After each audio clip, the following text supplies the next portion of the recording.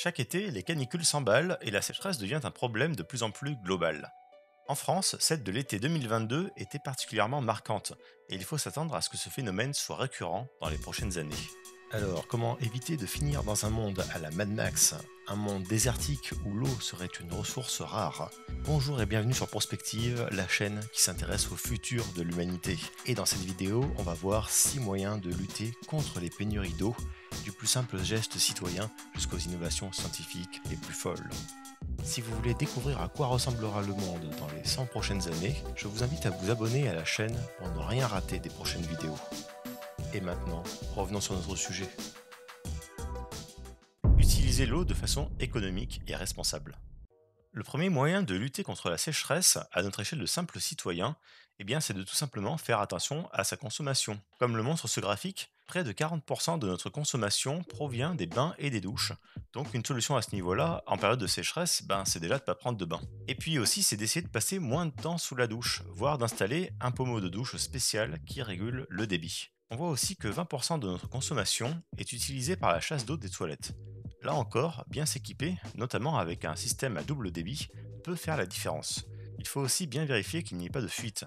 Une fuite non détectée représente en moyenne 3 litres par heure. On constate aussi que 12% de notre consommation d'eau provient du lavage du linge et 10% de la vaisselle.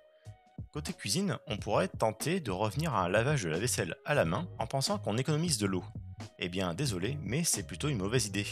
On a fait de gros progrès sur les dernières générations de lave-vaisselle. Les modèles récents consomment 50% d'eau en moins que les modèles datant de plus de 10 ans. Et sans conteste, ceux-ci consomment moins d'eau que la vaisselle faite à la main. 12 litres par cycle de lavage contre près de 40 litres pour une vaisselle manuelle. Il y a d'autres bonnes pratiques, comme de réutiliser l'eau qui sert à laver les fruits et les légumes pour arroser les plantes du jardin, installer un récupérateur d'eau de pluie, vérifier régulièrement qu'un de nos appareils ne fuit pas. Tous ces conseils sont disponibles sur le site du Centre d'information sur l'eau, je vous mets le lien en description. Maintenant qu'on a fait le tour sur ce qu'on peut faire à notre échelle, voici d'autres moyens que peuvent utiliser les gouvernements. Réutiliser l'eau en la filtrant. Au niveau national, on va retrouver certaines des pratiques que l'on vient de voir, mais appliquées à plus grande échelle. La première d'entre elles est la technique de filtration d'eau usée, pour pouvoir la réutiliser. Plus précisément, on va parler d'épuration des eaux. Vous connaissez certainement les stations d'épuration, que l'on trouve un peu partout en France. Grâce à différents procédés chimiques et biologiques, ces stations vont traiter les eaux usées en provenance des habitations et des usines. Actuellement, ce qui ressort de ces stations n'est pas potable, car on ne peut pas éliminer toutes les bactéries, mais cela permet au moins de ne pas déverser dans la nature des eaux qui pourraient la dégrader. Là où ces stations d'épuration vont jouer un rôle crucial dans la lutte contre la sécheresse ces prochaines années, c'est dans leur capacité à traiter l'eau pour pouvoir la réutiliser dans le milieu agricole. Dans le monde, en 2022, on estime que 5% des eaux utilisées sont recyclées dans l'agriculture. C'est notamment le cas en Israël, en Espagne, en Australie et aux États-Unis. Pour l'instant, en France, on ne le fait pas à grande échelle, mais c'est en train de changer. Un décret a récemment été voté pour permettre la réutilisation des eaux usées traitées, REUT. Je vous mets le lien en description pour en savoir plus. Dessaler l'eau de mer.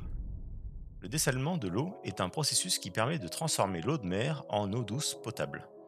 En effet, dans de nombreuses régions du monde, les sources d'eau douce sont inexistantes et l'accès à l'eau potable est un réel problème depuis des décennies pour des millions de personnes. Heureusement, ce problème est en train d'être résolu, car il est de moins en moins onéreux d'utiliser cette technique. Celle-ci est même plus intéressante financièrement que le recyclage des eaux usées, qu'il faudrait traiter de nombreuses fois avant qu'elles ne redeviennent potables. Cela devient même rentable dans des pays développés qui d'habitude ne manquent pas d'eau, comme en France sur l'île de Groix dans le Morbihan, où une unité de dessalement d'eau de mer a été installée en moins d'un mois au cours de l'été 2022. Va-t-on voir ce genre d'installation se démocratiser en France dans les années à venir? En tout cas, dans le monde, on produit plus de 100 millions de mètres cubes d'eau potable par jour grâce à cette technologie. Améliorer le réseau de distribution d'eau. Économiser l'eau à l'échelle nationale, et ça passe aussi par l'entretien du réseau existant. Et en France, on peut faire mieux. Un rapport publié par l'Office national de l'eau en 2009 faisait état d'une déperdition de 25% de l'eau distribuée.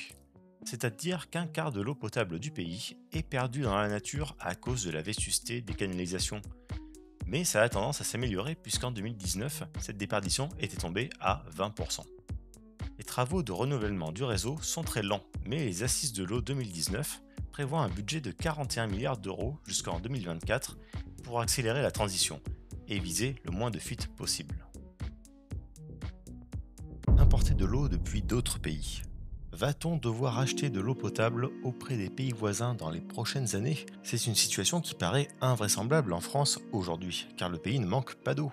Mais d'ici une dizaine d'années, si rien n'est fait pour endiguer les épisodes de sécheresse en été, on risque pourtant de devoir en arriver là.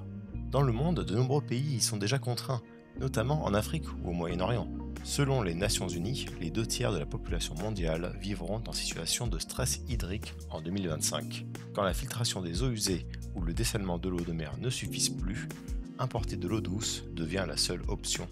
Dans un premier temps, la France sera sûrement un pays donateur, mais ensuite on risque de devoir en demander à la deuxième plus grosse réserve mondiale d'eau douce, la Russie.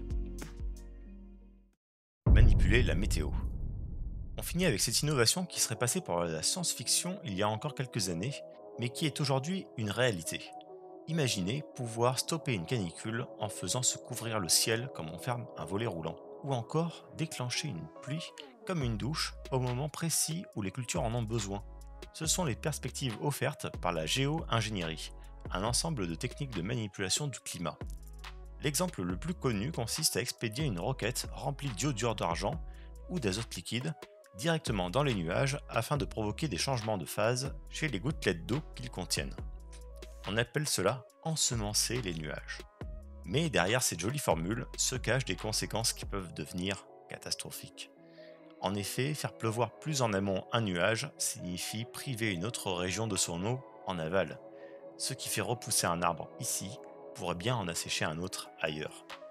Il se pourrait bien que cette technologie miracle d'aujourd'hui soit aussi un terreau pour les conflits géopolitiques de demain. La question de l'eau va être au cœur des problématiques environnementales dans les prochaines années, encore plus que maintenant, en 2022. La situation peut sembler critique, mais il ne faut pas sous-estimer ce dont le génie humain est capable, et les différentes techniques que l'on vient de voir sont assez porteuses d'espoir. Et vous, qu'en pensez-vous? Dites-le moi en commentaire et mettez un pouce bleu, ça aidera grandement la chaîne à se faire connaître. Personnellement, de telles innovations me font penser qu'il s'agit d'un pas en avant vers le type 1 de la civilisation, c'est-à-dire un niveau d'avancement technologique qui nous permettrait de maîtriser toute l'énergie produite par notre planète. J'y ai d'ailleurs consacré une vidéo que je vous recommande d'aller voir dès maintenant. A tout de suite pour de nouvelles perspectives.